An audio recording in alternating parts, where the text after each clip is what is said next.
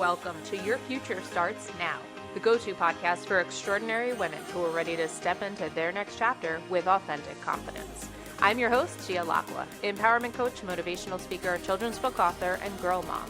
Whether you're a corporate powerhouse or an entrepreneur, this show is designed for you. Your Future Starts Now is more than just a podcast. It's a movement towards rewriting the rules of success for high-achieving women. Are you ready to get unstuck and step into your next chapter? If so, you're exactly where you need to be.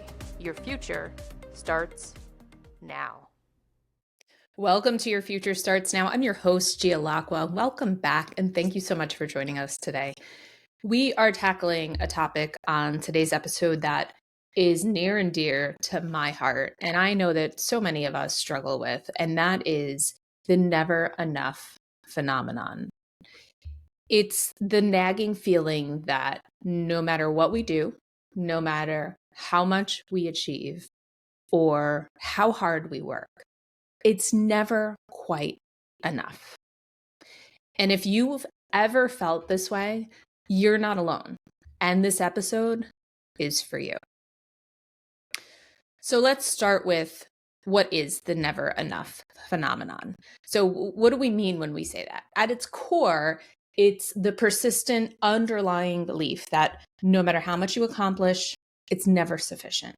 It's the voice in your head that tells you you're not doing enough. You're not successful enough. You're not good enough. And it is a mindset that keeps us stuck on a constant treadmill of achievement, always striving, but never arriving. And I know firsthand what this feels like because this used to be me. Now, this phenomenon is especially common amongst high-achieving women. And those of us who've been conditioned to believe that our worth is tied to our productivity and our achievements and our ability to juggle it all. So I know a lot of times people ask me, what is the cause? What causes us to struggle with the never enough phenomenon? So let's talk about that briefly. What causes this mindset? The root of the never enough phenomenon often traces back to a combination of societal expectations that are largely unrealistic, our childhood upbringing, and our personal experiences throughout our life. And as women, so many of us have grown up with messages that tell us we have to excel in every area of life, academically, career-wise, raising a family, appearance, physically what we look like, our social life. And that pressure to be perfect in all of these domains creates an impossible standard to which we end up holding ourselves to. So we internalize these expectations and we develop a belief that we must constantly prove our worth through achievement.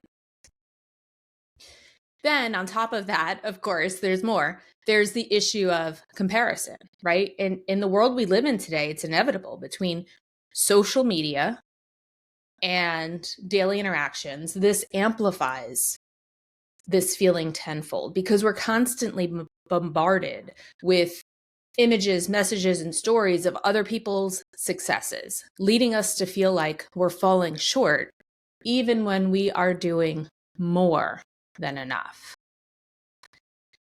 It's important to remember that your journey is your own and you can't compare it to anyone else. So a lot of times when we think we're comparing apples to apples, we're not. A lot of the times we're comparing apples to oranges. So give yourself some grace.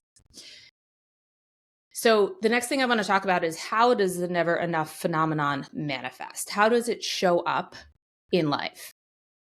For high-achieving women, it often presents as overworking. You might find yourself constantly taking on more tasks, more responsibilities, staying late, working late, pushing yourself to the brink of exhaustion, all in the pursuit of being enough. Now, the key here is that we often do this, myself included, for many years. This was me. We do this subconsciously. It's not conscious behavior. It's something that is underlying our thoughts, our actions, and our beliefs. Another thing I see very commonly with my clients is perfectionism. So we set unattainable standards for ourselves, and then we feel like we're a failure when we inevitably fall short of those unrealistic expectations, right? Which perpetuates that cycle of feeling never enough. Another common symptom is imposter syndrome or the chronic self-doubt. So despite your accomplishments, you might still feel like a fraud. You might be convinced that you don't truly deserve your success, that you don't deserve that seat at the table, that promotion, that raise. Another thing that's really important to recognize is we have a hard time celebrating our successes. When you achieve something significant, it feels hollow. It feels inadequate, which leads you to quickly move on to the next goal without truly acknowledging your wins.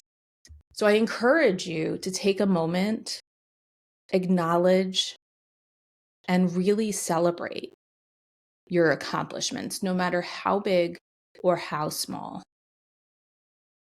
And remind yourself of them on a regular basis. So the last thing I want to talk about is how do we start to overcome the never enough phenomenon? Now, speaking from personal experience, it's not something that's going to happen overnight. I'm sure you can appreciate these deeply held beliefs take work to unlearn. And that's where coaching, therapy, and other types of support can be crucial and instrumental in undoing these underlying beliefs. But for today, let's just talk about some things we can do as a starting point.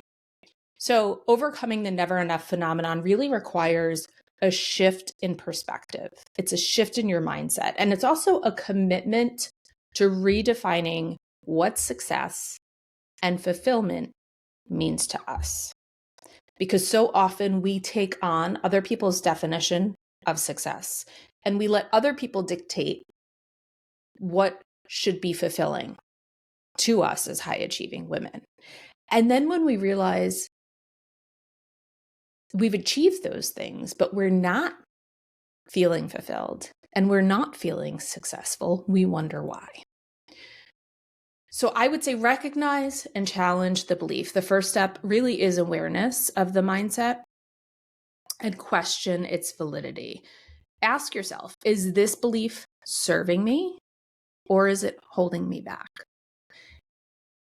Second, I would say take out a piece of paper, take out your journal, take out notes on your phone, and think about what success means to you today.